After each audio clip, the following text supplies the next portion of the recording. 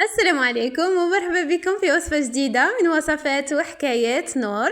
اليوم نور جبت لكم هذا المقرود المعسل اللي راكم تشوفوا فيه ما شاء الله يسخف. جاء يعني روعة مقرود يدوب في الفم محمر، والسميد تاعنا ما شاء الله طاب علامة. شوفوا لي كيفاش راهي طايبة الحبة تاعي، وهذاك التمر كيفاش معسل، ونديروه في السنيوة يعني ما نضلوا ما نقلو. ديريه في الكوشة ونقصي شوية زيت وشوفوا لي النتيجة كيفاش يجي ما شاء الله. راح نعطيكم طريقتي اليوم في المقرود هذا، ان شاء الله تعجبكم، ان شاء الله تجربوها وتنجحوا فيها وترجعوا لي بتعليقاتكم الجميله. وما تنساونيش برك بهذوك الجامد الصغيورين، واللي راهي جديده ما تنساش تشترك لنا في القناه. شوفوا حبيباتي المقرود تاعي شحال شباب، يعني جا هايل، جا علامه، يعني حاجه شابه. وتاني بطريقه كيما مداريشه، هي طريقه ناجحه 100%. شوفوا لي الحبه تاعي كيفاش نقسمها قدامكم، جات يعني تهبل وخفيفه وجا مشرب، يعني شارب الحسن للقلب. نبداو بسم الله والصلاه والسلام على رسول الله. الوصفه تاعنا اول حاجه نبدا بالتمر تاعي. انا نخدم بهذا التمر تاع البطانه، يعني التمر ماشي المرحي هذاك تاع البوايط، هذا يجي بنين اكثر من الاخر. شنديرو نعجنوه مليح بالماء، يعني ما تفوريه ما ديري له والو، كيما راه بداي تزيدي في الماء وتعجني، زيدي في الماء وتعجني حتى يولي كيما هكا اطري. تعجنيه بالماء فقط صاي. كي يولي طري وتكملي تعجنيه بالماء، راح في الاخير تزيدي له 2 مغارف ولا 3 كبار تاع الماء زهر، وتزيدي 3 مغارف كبار تاع الزيت. هنا عندي 700 غرام تمر، 700 غرام تمر، وراح تزيدي له مغرف صغيره ونص قرفه مرحيه. دخلي مليح هذوك 3 مغارف كبار تاع الزيت مع هذيك القرفه مليح، دخليها في التمر. شوفوا كيفاش يولي يعني طري، لازم يولي كيما هكا طري. نحطوه بجهه ونروحوا نخدموا سميد تاعنا. هنا باش تعبري السميد في اي يعني سنيوه تخدميها، اي سنيوه تكون عندك، اليوم راح ندير سنيوه تاع 30 على 40. متوسط رايح للرقيق، ما يكونش متوسط للخشين، يكون لازم رايح للرقيق. بالخشين ما غاديش يجيك المقرود شباب. وصليها للنص، يعني فرغي السميد تاعك عادي بلا عبر، وصليه للنص تاع السنيد تاعك، يلحق للنص صاي. تما هذه هي الكميه اللي غادي نسحقوها تاع السميد. ما ديريش اكثر من النص، الا درتي اكثر من النص غادي تجيك الحبه خشينه بزاف.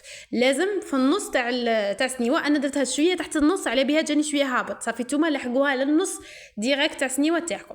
ومن بعد كي تعبريه تلحقيه للنص، راح تجيبي اي بول عندك وتعبري هذاك السميد اللي درتيه في السنيوه، ديريه 3 كيلات. تجيبي اي بول عبري به 3 كيلات. شوفوا انا البول تاعي عبرت به 3 كيلات بهذاك السميد اللي كان في البلا، هكا باش تفهموني.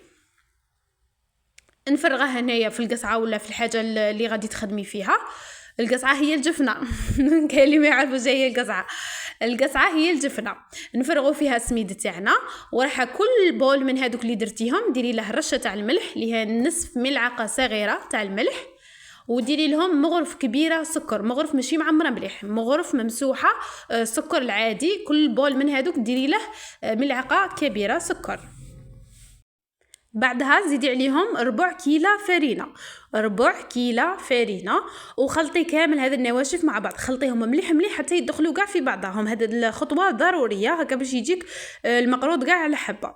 في الاخير زيدي نصف ملعقه صغيره خميره كيميائيه وخلطيها معاهم. ومن بعد جيبي هذاك البول اللي عبرتي به السميد تاعك اللي عبرنا به الكيله، غادي ديريها كيله ناقصه اصبع مارغرين. اي مارغرين عندك سول اللي جات، مهم مارغرين ولا سمنه، تقدروا ديروا سمن. وهذاك الاصبع اللي نقصناه راح تزيديه زيت. انا كيما شفتوا البول تاعي اللي عبرت به السميد ما كنتش معمره الكيله مليح سميد، هذه هي الكيله تاعي. نديروا كيله ناقصه اصبع مارغرين ونكملوها بالزيت. هاك ماشي نكملوا كاع الكيله، نكملوا غير هذاك ناقصه اصبع نكملوها بالزيت هكا باش نلحقوا للكيله تاعنا. ونبسوها مليح لمده 5 دقائق. ندخلوا هذيك المارغرين مليح في السميد تاعنا لمده 5 دقائق. شوفوا كيفاش راني نخدم هكا، تقعدي تفتلي فيها كي شغل انا نفتلو في الطعام، وتدخلي في هذيك المارغرين حتى كي تولي كيما هكا ترفدي كوره ما تتحلش في يدك، يعني تتكور. شوفي كيما هكا ما تتحلش في يدك حتى تحليها، يعني هكا تتشكل الكره تاعك، معناتها صاي تبساس راه دحقوا. دروك ديري تجيبي نص كيلو ماء الزهر. نص كيلو ماء الزهر، ما زهر وحده، ورشي المقروض تاعك. هذيك النص كيلو ما غاديش تزيديها ضربه واحده، غادي تزيديها غير بشويه، ترشي وتفتلي ترشي وتفتلي حتى تكملي هذيك النص كيلو. النص كيلو ما تكتروش بزاف، قلنا نص كيلو ما تزيدوش عليها ومن بعد تقولوا لي ما خرجليش شباب. صاي هذيك النص كيلو نبداو ندخلوا فيها غير بشويه في السميد تاعنا، هكا ندخلوا ونفتلوا حتى نكملوها. تبعوا معايا برك راني موضحه كل شيء في الفيديو.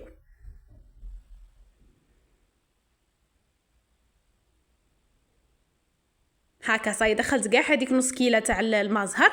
نجبد هكا السميد تاعي بجهه، هكا حطيه كاع بجهه، نجيب ساشي كيما هكا ونغطيه. ولازم الساشي عليه باش الحبه تاع السميد تاعنا تتنفخ، يعني لازم نغطوه بالساشي هو الاول ومن بعد راح نزيدوا عليه القماش.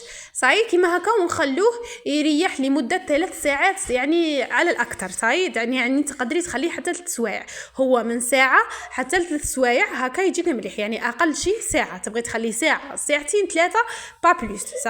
يعني اكثر حاجه 3 سوايع، ديريه الصباح وخليه يريح ومن بعد دوك نوري لكم كيفاش تفوت عليه 3 سوايع كيفاش يولي القوام تاعه. هنا بعد ما فاتوا عليه 3 سوايع شوفوا لي السميد تاعي كيفاش يشرب. يعني غادي تلقايه شرب كاع هذاك المزهر وهذاك المارغرين اللي درتيها له، يعني يشربها كاع ويرجع كيما هكا. عاودي يحليه مليح حتى يرجع كيما كان، يعني حتى يرجع السميد. حليه مليح مليح هاد الكرات حليهم. شوفوا هنا كيفاش حليتهم. وروحي تجيبي الكيله تاعك تاع الماء والمزهر. هنا دروك نديرو ماء ومزهر، الكيله اللي عبرنا بها نعمروها مليح ماء ومزهر ونبداو نرشو. وما ترشيش على ضربه، غادي ترشي وتفتلي ترشي وتفتلي هكا باش كل حبه تاع سميد تدي حقها من المزهر. يعني لازم هذا الخطوه ضروري، يعني زيدي غير بشويه حتى يتلم. كي يتلم تحبسي. انا هنا دالي كيله وبقى لي منها ربع، يعني كيله غير ربع. الربع هذاك نسيت باش نوريه لكم، يعني مهم بقى لي ربع كيلة.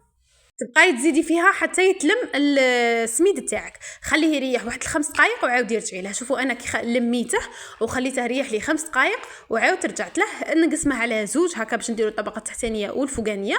ونجيبوا سنيد تاعنا ما تدهنيه ما والو، وفرشي الطبقه الاولى. تجيبي هذيك الكره الاولى اللي درتيها فرشيها مليح في السنيوه تاعك وطلعي الحواف. شوفوا كيفاش راني نطلع الحواف عليه باش كي نديروا التمر تاعنا ما يتحركش في الجوانب. صاي نطلعوها شويه هكا في الحواف غير شويه، يعني ماشي بزاف. ونجيبوا التمر تاعنا. انا التمر تاعي هنا زدت له مغرف كبيره تاع جلجلان في الاخر كاع، زدت له مغرف كبيره جلجلان محمص زدتها له. دروك شنو ندير؟ تجيبي زوج تاع لي ساشي ولا بابي كويسون قصيهم قد السنيوه تاعك، يعني قد الطول تاع السنيوه هكا باش ديري التمر سوا من بعد ما يغبنكش. ديريه قدهم وحطيه بيناتهم كيما انا درت لي ساشي، حطيتهم بيناتهم حليه بالحلال ومن بعد حطيه في العجينه تاعك. يعني هذه الخطوه راهي باينه هكا يجيك ساهل، خير ملي تبداي ديري بشويه وتحطي. شوفوا كيفاش يتنحى الساشي فاسيلمون. صاي هنا وسقمي التمر تاعك مليح، يعني فتيته تكون خصها ولا زيديها. وجيبي البابي كويسون. شوفوا هنا في التالي جاتني سواسوه مع السنين اللي غادي ندير فيها الطبقه الفوقانيه، جاتني سواسوه. نجيب الطبقه الفوقانيه تاعي ونديرها في البابي كويسون هكا، قصيه تاني على حساب السنين تاعك وحليها وديريها من الفوق. شوفي كيفاش راني نرفد فيها، يعني ساعه فتني غايه ترفديها بها بهذاك البابي كويسون ومن بعد تقلعيه. ما تخافوا ما غادي تلصق ما والو. ومن بعد شديري اغلقي كامل على هذوك الحواف تاع المقروض تاعك. لازم تبلعي مليح هذوك الحواف هكا باش التمر تاعك ما ينحرقش ويعطيك المروريه في المقروض. ما تسقمي هذوك الحواف كاع تجيبي الكوبات وبداي تدخلي فيهم هكا. يعني اللي ما عندهاش كوبات تجيب خدمي كبير ولا وتدخل مليح هذوك الحواف هكا. شوفوا كيفاش راني ندير، دخليهم مليح بهذه الطريقه هكا باش ما يتحركش التمر تاعنا. يعني كاع شويه تخرج ولا ما تتحرقناش ويجينا سطح مليح مستوي. يعني سقميه مليح هكا كينا بالكوبات ومن بعد جيبي مول ولا حاجه تكون مسطاره ولا وقطعي الحبات تاعك. والشكل هنا كيما تبغي، يعني تبغيهم مربعات ولا مقروضات ولا يعني انتي واش كي باغيه الشكل. هنا انا درتهم تقريبا مستطيلات وجبت النقاش تاعي ونبداو نديرو في هذا الرسم. يعني حاجه سهله مهله. شوفوا تبعي برك الحبه تاعك شحال فيها وديري شغل خطوط متخالفين، يعني متقاطعين كيما نقولوا 3 هاك، 3 عموديه و3 افقيه ولا 3 عموديه وزوج، يعني على حساب الحبه تاعك. نشوفوا هنا كيفاش راني نقص، يعني راهي باينه سهله. نكمل كاع الحبات تاوعي بنفس الطريقه. وكاين هذا الشكل تاع شوفوا كيفاش ساهل، يعني ديري 3 هاك و3 هاك وزوج تقطعي بيناتهم في الوسط. دوك من بعد نوري لكم الحبه كيفاش طيب. هنا نقشته كاع المقروط تاعي. دروك شنو ندير؟ نروح نشعل الفور تاعي نحميه لتحت على 160 درجه، نشعله من تحت فقط، وندير المقروط تاعي في الوسط ونخليه حتى يحمروا مليح الحواف تاوعه، يحمروا مليح يعني يولوا كشغل بنيين. هنا باش نطفي تحت ونشعل الفوق يدي لي تحميره. ولا حسيتيه بلي تنفخ لك في الوسط عاودي قطعيه فقط بالخدمي وغادي يعاود يرجع كيما كان، يطيب على 160 درجه من تحت ومن بعد نشعلوا له الفوق. صاي هنا بعد ما طاب لي المقروط تاعي شوفوا كيفاش يعني دا تحميره شابه، ولازم يديها التحميره باش ما يجيكمش معجن. يعني هذاك المقروط اللي راكم تشوفوا فيه صفر معجن، والله صدقوني غير معجن من الداخل، لازم يحمر كيما هكا. ومن بعد وهو حامي مليح من الفور تجيبيه تفرغي عليه كيلو عسل. كيلو عسل هو كميه اللي تاع العسل يديها يدي كيلو و200 غرام. هنا وهو حامي من الفور تفرغي عليه كيلو تاع العسل وتغطيه بالبابي فيلم وتخليه حتى الغدوه من داك، يعني لازم يبات في العسل تاعه. وشوفوا لي الصباح كيفاش يصبح يعني تا ما شاء الله، وشرب كامل هذاك العسل.